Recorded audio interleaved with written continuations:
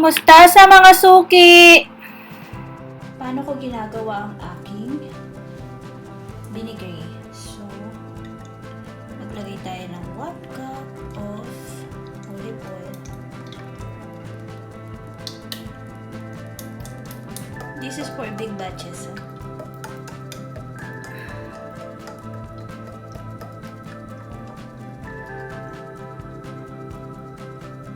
Okay. Then 6 tablespoons of white vinegar,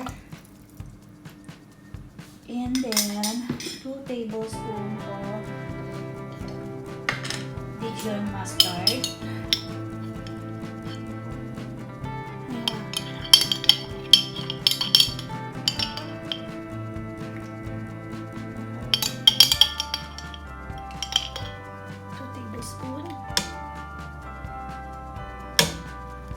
Well, later, check natin yan kung okay na siya.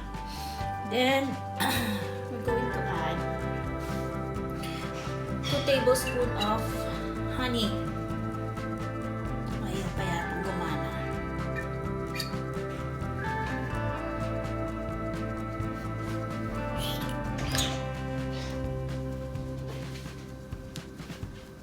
Ay, pukon malaki. Ay, sorry, sensor dyan.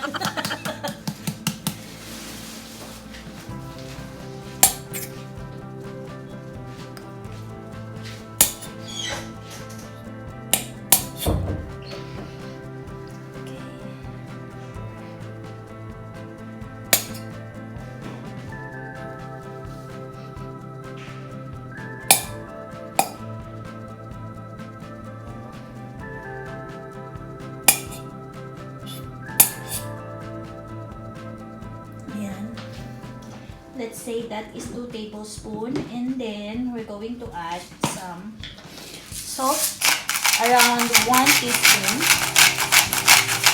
1/2 teaspoon to 1 teaspoon. Then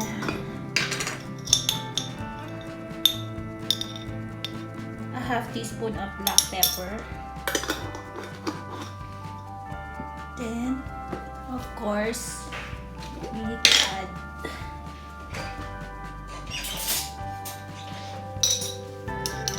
minced garlic,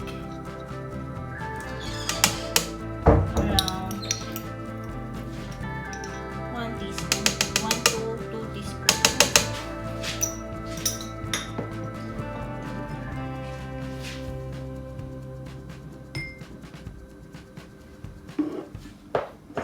Okay.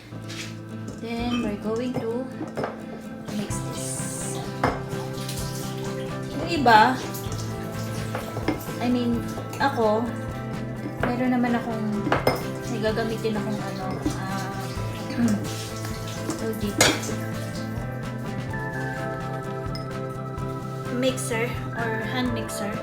Pero normally kasi inaalog lang to sa bote. Or wini-whisk lang siya. So, ako, i-blend ko siya.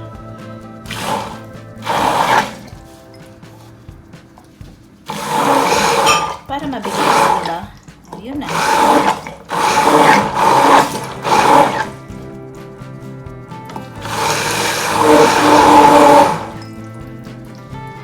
Ganun lang.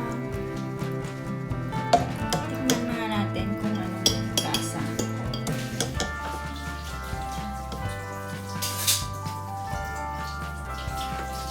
Let's taste.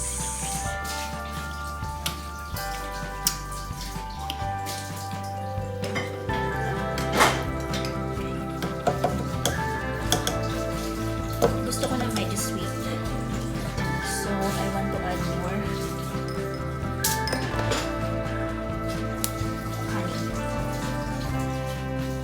So, instead of 2 tablespoons, nag-add ako ng, ginawa ko siya 1/4 cup.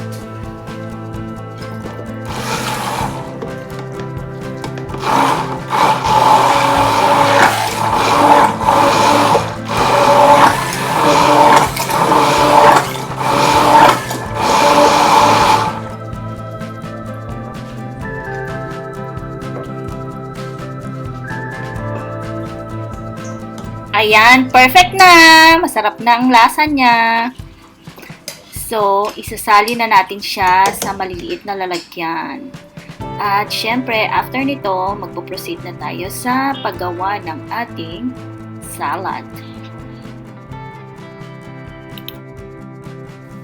Okay, so make sure nyo lang na malinis, nahugasan ng maayos ang ating mga gulay. So, inumpisahan ko sa aking pipino. Cut lang natin siya ng paslant.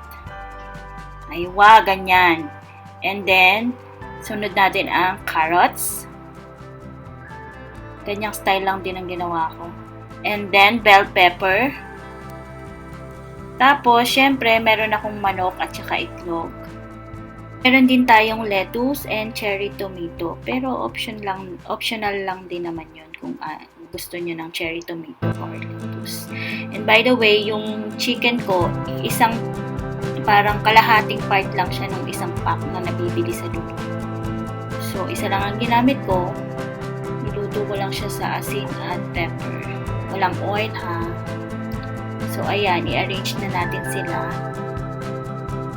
Yung nagawa ko dito is 4 packs. So, parang lumalabas na nakagastos ako dito ng less than 30 dirhams. O, diba? Budget friendly na. Healthy pa. O, bukas makalawa, kambing ka na. Charot. Sana nagustuhan niyo yung video na to. Mga suki! Thanks for watching! Shukran!